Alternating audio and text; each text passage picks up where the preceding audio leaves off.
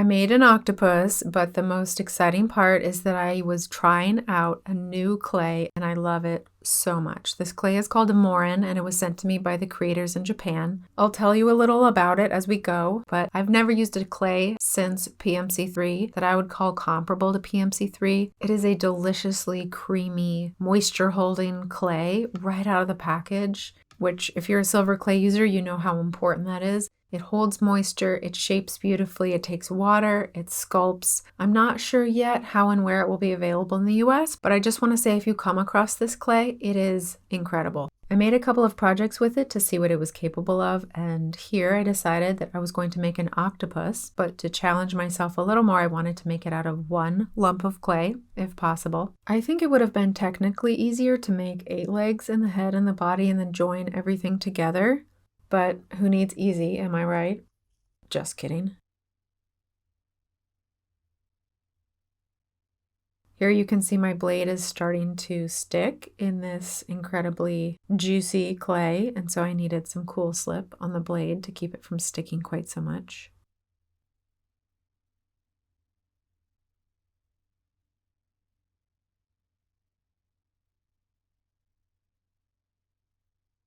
Here I'm creating the head.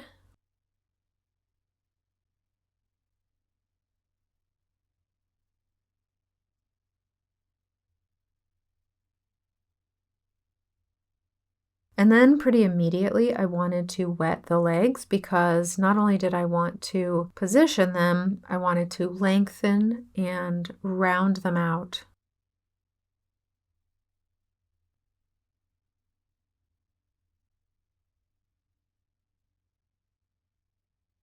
And here, because it's pretty wet now, I had to contend with getting it off of the board, just slow and steady.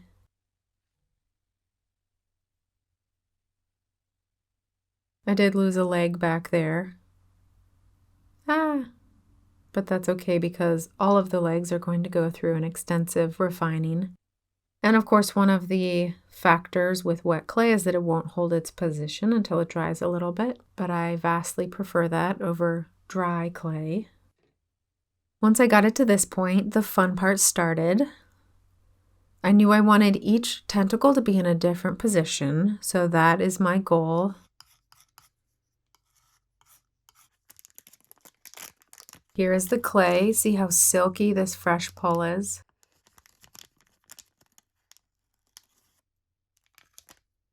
I realized here that in order to curl the tentacles up in the way that I wanted to, I needed to add some length, which gave me the opportunity to attach clay to clay. With certain clays, it can feel difficult to either make a good joint or conceal a seam where they came together if you don't want it to be obvious. With this clay, I felt like this was one of its strengths. It was easy to make a strong and blended joint, and I made quite a few of them here. At this point, I'm in the phase where I just want everything to be the right size and shape and length and positioned properly. And once that has been accomplished, I'm going to go back and add more clay over the tentacles to make sure that they're an even thickness. Spend a lot of time on the refining, but that is where things start to look good.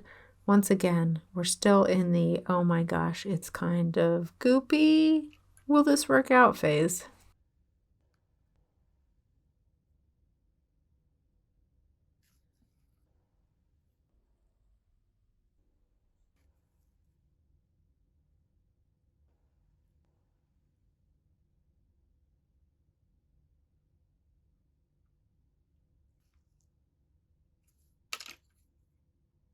This is also an interesting project in that I have to use small tools to do the shaping for me.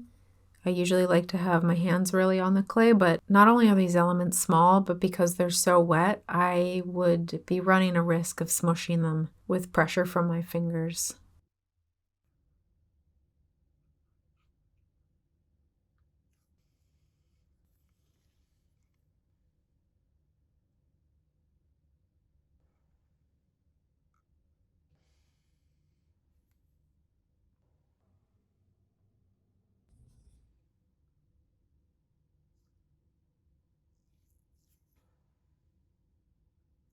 I'm going to add more onto the head because proportionally it needs to be bigger. Now I have dried it and it becomes a little easier to work with. At this point, I'm not so worried about damaging what I've done, and I can selectively wet areas where I want to add more clay, like this.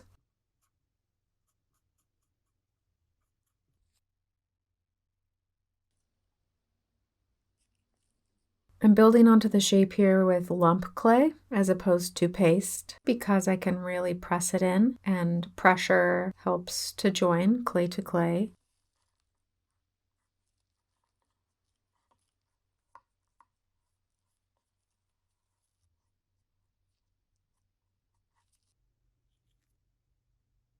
Here I'm softening out a corner that's too angular.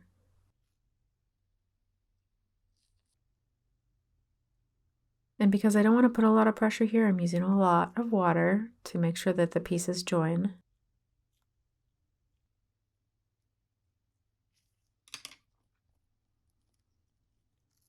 I did feel that the clay was very soft when dried, and so I used a very light touch when I was sanding.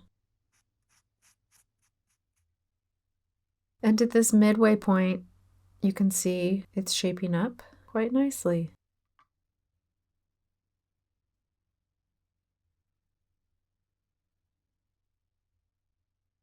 I don't want to do too much finishing here because I still am going to be adding components, but I'm starting to play with texture. I'm wondering if I can visually represent a lot of what goes on in the skin of the octopus. An interesting challenge using a monochrome medium to represent a highly chromatic animal.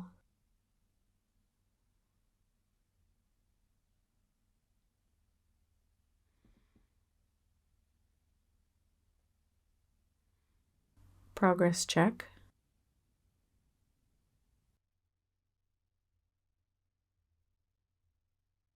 Now I'm using a very pasty clay to add the eye bumps.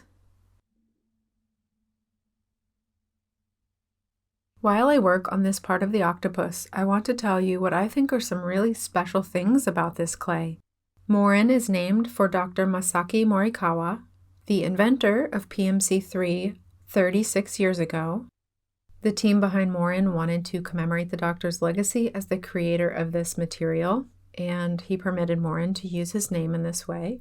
One of the members of the Morin team shared with me that they were there the day that Dr. Morikawa shared the first piece that he had made with the team at Mitsubishi, a small sake cup made of pure gold clay. And now that same person is on the team promoting Morin because they know how special it is, and I have to agree.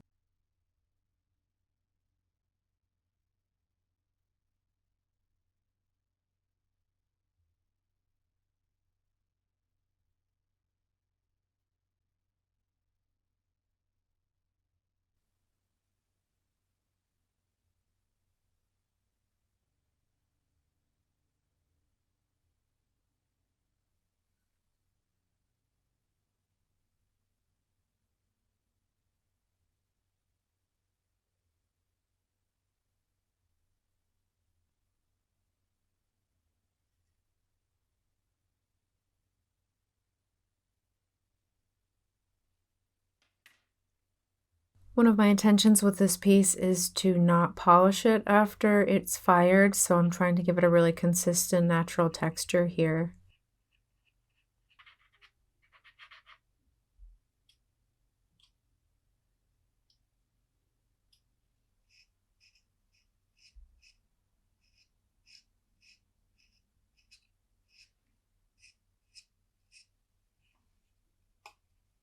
Sometimes putting a bail right out of the top of an animal's head doesn't feel right, or it changes the way they look, but I felt like it was okay here. As you know, I always advocate the longest and hottest recommended firing times for a clay, but also please know that this is a very torch-friendly clay, and you can get great results with a torch.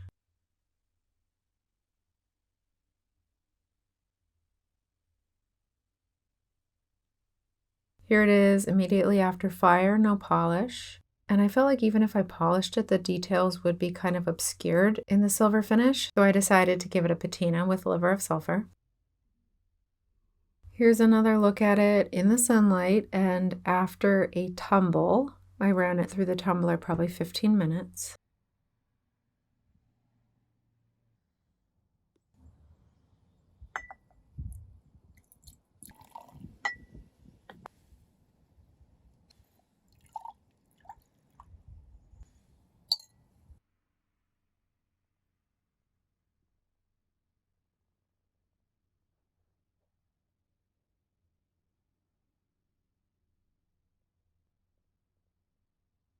And also just for fun and because of the nature of the animal, I decided to stop it on a color, which I don't usually do. It has hints of bluish green. That color's really in the piece, it's not just the light. Getting a color like this that I really like and that is consistent all over the piece is kind of a matter of luck, but I will take it. I love it. I love how it turned out.